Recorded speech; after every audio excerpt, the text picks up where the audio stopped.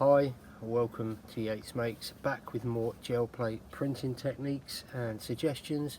A few weeks back I posted a video on some botanical drawing I'd been doing, and as a kind of afterthought really, I included at the end some suggestions of where you might take some drawings with image transfer techniques, and I transferred them over some gel plate printed backgrounds. A few questions came in and comments about those backgrounds and how I'd made them.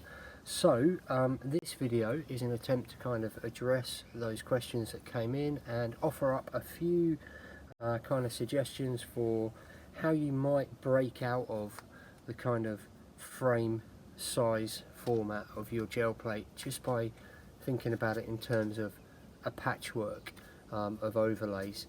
So yeah, well, let's get on with it and see what I've been up to. Alright. Well, first you're going to need to gather some stuff to create some texture. So I've got like a little old Lego brick, some magazine sheets to transfer some text, occasional little illustrations can look good. I've got some Hessian cloth, which is really good for creating subtle textures. I'm going to be working on A3 cartridge paper. It's going to encourage me to break out, as I said before, of that kind of 20 by 25 rectangle offered by the gel plate. So we're going to try and use parts of the gel plate at any one time, never the full rectangle inked up.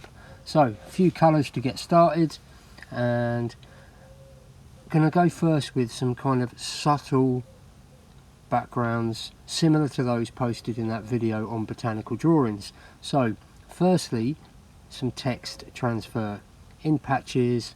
Note here where I'm freezing the frame, break those edges with a ripped bit of paper just so you don't get too many straight edges. So peeling off, you can see subtle colours, very pastel tints with a little text coming through.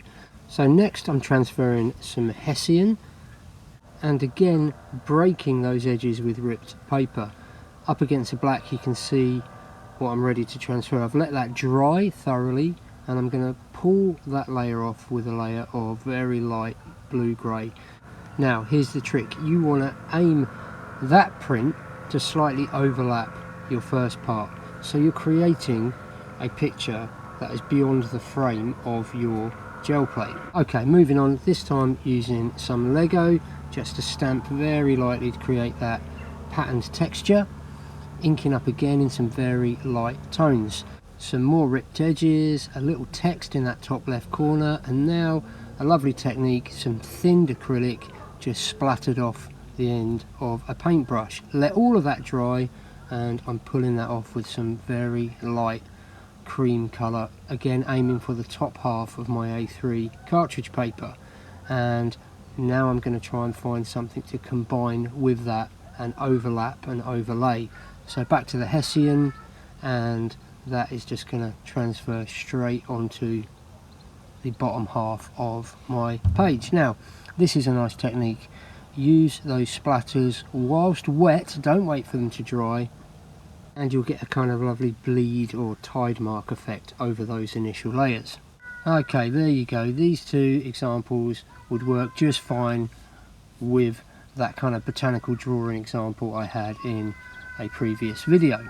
Okay, once you've kind of mastered these techniques, I'm just going to preview a video I'll make for you this week, where if you use similar techniques but using more saturated colours, heavier tones, heavier textures, I find these techniques, as I'm kind of previewing there, are absolutely invaluable for kind of offering directions, and they kind of speak to you themselves and show you the way, if you like.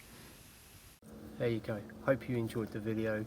Hope there's something in there that you can draw out, use for your own making experimentation.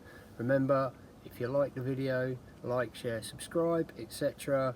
Comment below. Remember that this video largely came about from comments on previous videos, so that's great feedback for me, gives me a good indication of what I should be covering or what you guys want to see. And yeah, alright, look forward to seeing you soon in another video. Take it easy, bye bye.